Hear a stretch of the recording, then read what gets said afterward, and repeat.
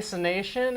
Welcome to the newest edition of Mason Cable Network's very own Touch Base. We hope you're excited for an up-and-coming intense 7 minutes here on the show, where we can deliver all things baseball anywhere and anytime to you, the very loyal baseball fans.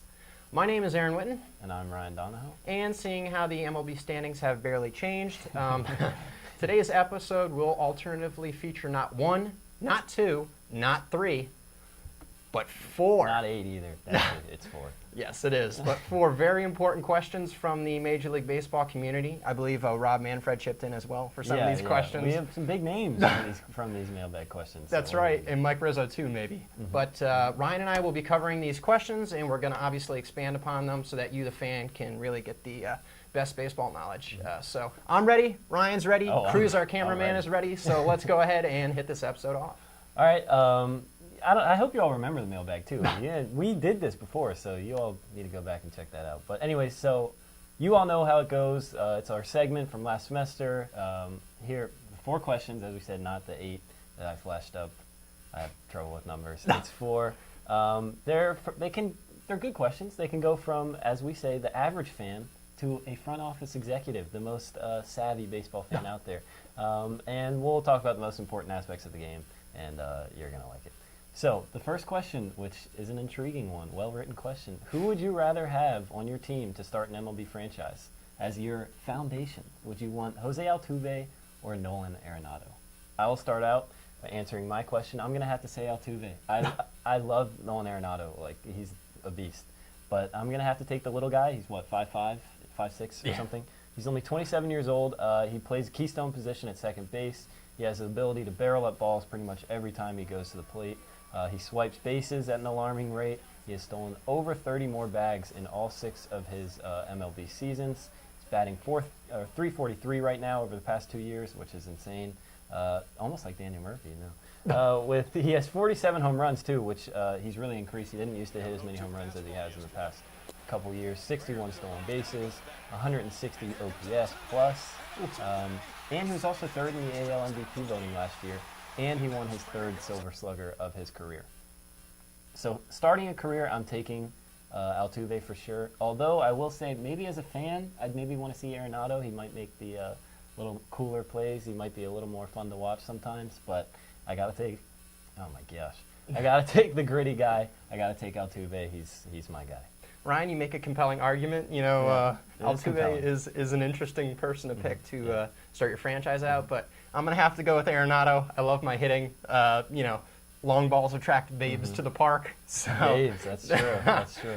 So Arenado is he's a 26-year-old third baseman, so you're expecting production from third base. That's exactly what he gives you. He plays defense with the best of them, especially Adrian Beltre, who consistently wins Gold Gloves in the American League. So he doesn't steal that from Arenado in the NL. And he belts home runs at an illustrious rate. He's in the midst of a career year, hitting .309 with 34 long balls and 125 RBIs.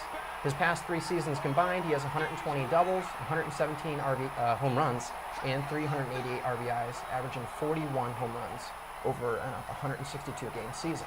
Arenado has collected 4 Gold Gloves and 2 Silver Sluggers since making his Major League debut. I'm really impressed with the guy, but the one thing you have to think about is when he eventually, is approached with free agency, if he leaves for a different team, does that Coors Field altitude impact his production? I don't know the road home stats, but it could very well. Maybe Altuve, 5'5", getting in there, playing there every day. Maybe he's hitting 80 home runs a year. You don't know. You don't know how that altitude works. So that's right. So you can't go wrong with either one. No, they're both good players. So our second question is going to be, what is more important in baseball, hitting or pitching? I'm pretty sure this was Rob Manfred's question, because why not? It's a great question to ask. He just loves to ask good questions to touch base. Exactly. So I'll go ahead and lead this one off first. I personally think that probably pitching combined with fielding, I know that's not part of the question, but pitching, as they say in football, defense wins championships, hence why the Lions haven't won in a while. So no jab at you. Ever won. But, I'd say pitching, just because there's so many facets, there's so many ways to get hitters out. If you can keep runs off the board, odds are that you can score runs yourself. So I think, you could always argue the other side. If you're scoring enough runs, as John Madden says, whoever scores the most runs wins the game. But I'm going to have to say pitching for this one. Yeah, I will take the John Madden approach. You can't win a game if you score no runs. It's actually impossible. No one's ever won a game scoring 0 runs, and no one ever will win a game scoring 0 runs.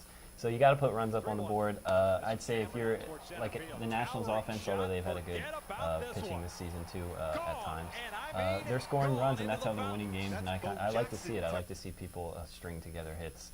It's more interesting to see as a fan, and I think if you're putting up 6 runs a game, you're most likely going to have a very successful season. So I'll take the runs over the pitching.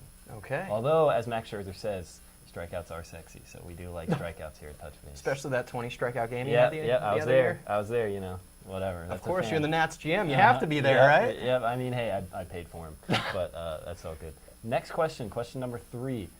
If you had to place a pick today, who wins the 2017 World Series and why? I know you gave me some grief for this. I'm still going to have to pick the hometown Nationals. I would like to say I'm not biased. Once I get on this set, all of my fandom goes out the window, but not really. I think the Nationals are honestly one of the best teams in Major League Baseball. I think they have the best lineup, especially with Bryce Harper coming back. I don't think if they can get hot, which I'm hoping they can, but they've never done it before, I think that they can string hits together. I think that they can hit home runs. And I don't think they can be stopped with someone like Max Scherzer and Steven Strasburg if they're able to pitch the way they have been. And Gio Gonzalez, who's not as great as he was the first few months of the season, but I think all those guys can get hot. I think they have the best potential, and we'll see. They got a good mix of veterans, good mix of young guys. So that's a great point about Gio, though. His innings, he got 180 innings just the other day. Yeah, so he'll be there. Picked up his 2018 option. Yep. Yeah, I know. It's good. It's good to have him back, the old savvy vet. So we'll see. We'll see how he does next year. And I will go ahead and pick somebody from the American League. I'm going to go with the Houston Astros. This was kind of a toss-up between the Astros and the Indians because the Indians had, 22-game winning streak. Yep. So, I mean, they make a compelling case to, not only win the AL pennant, but also the World Series. So, but, I mean, I go with the Houston Astros because looking at my cheat sheet here, they got a really compelling argument for one of the best rotations of baseball. They picked up Verlander, as we talked about in last episode, at the at the non-waiver trade deadline. The guy's 34, and he's still throwing gas in the 8th inning. Yeah, tight pants too. Yes, he does like his tight pants. Yep. And then Dallas Keuchel, who is an ace. He won the Cy Young just a few years back. Brad Peacock, who you what was it you were talking about before the show? I may or may not have had a little encounter with Brad Peacock when I was 10 at a Potomac Nationals camp. Whatever. It's just. You grow up in the game, you meet players in the game. It's just kind of it's a whole big family. So we're buddies. I text him after he plays well. It's a good mix. Comes over for the friendly family barbecue. Oh every yeah, Saturday. he's there all the time. We fly him out, we fly him right back. Yeah, it's a good time. Cover all his costs. Yeah. But I mean, to go off that, they got a really good pitching staff. They got Ken Giles at the end of the bullpen. But I think what really, separates them from the rest of the pack is their offense. Yulieski Gurriel, who they shifted from third base to first base. They got your boy Altuve at the Keystone. Carlos Correa, Josh Reddick, who they brought over in the offseason from the Dodgers. So they have a really good rotation, bullpen, and their lineup's really good. I don't know if they're going to be good enough for your Nationals because you really the roster structure on your part was really good for that team. Yeah, definitely. I don't think they can do it, so we'll just get into it. Nationals will win in 6. But anyways, so Derek Jeter, as you know, is one of those big managing group with the Miami Marlins. So they have a little question on their hands that we would like to ask. Would you keep Giancarlo Stanton and his massive contract, or would you try and trade him for some other value? I'll start it off. I would say I would keep him, honestly. You see him this year. It's tough to get fans in the seats there in Miami, but 60 home runs potentially will get fans in the seats. He's been worth it so far, putting up almost 7 WAR this year, which is $56 million if you go by the $8 million per WAR, which is more than his annual earnings. So hey, that's a positive there. And also, he's produced a slugging percentage below .507 twice. That's good. Well, not good if he's below, but we'll get into it.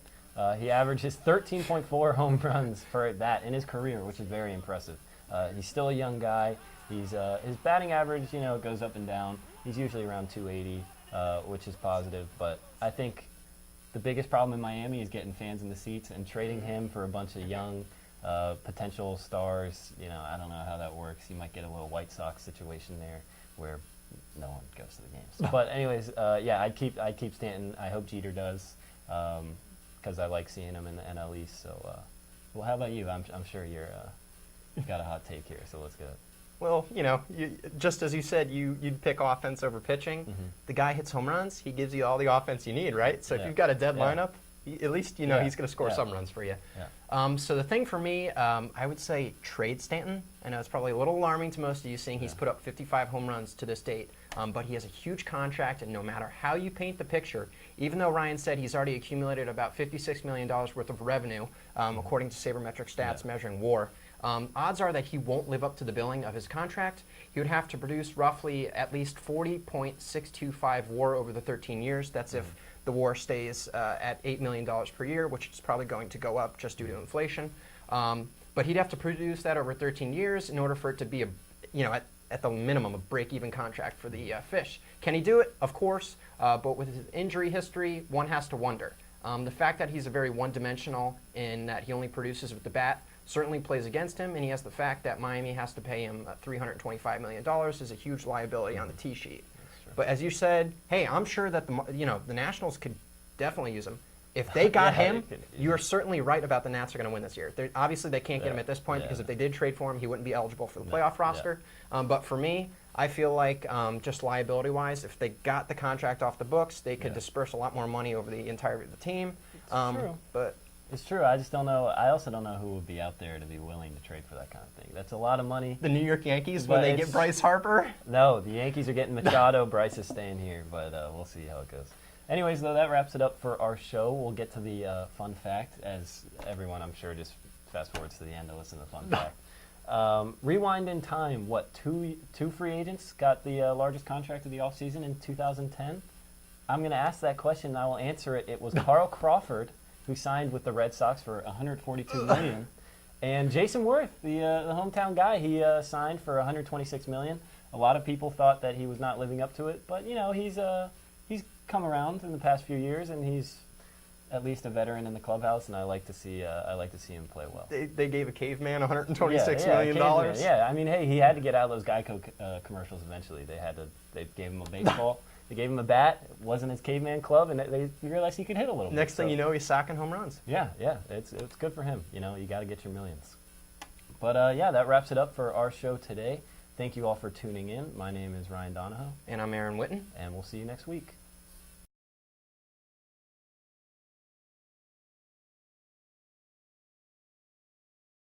Thank you for watching this most recent episode of Touch Base. And be sure to follow Mason Cable Network and Touch Base on all forms of social media, and tune in for next episode.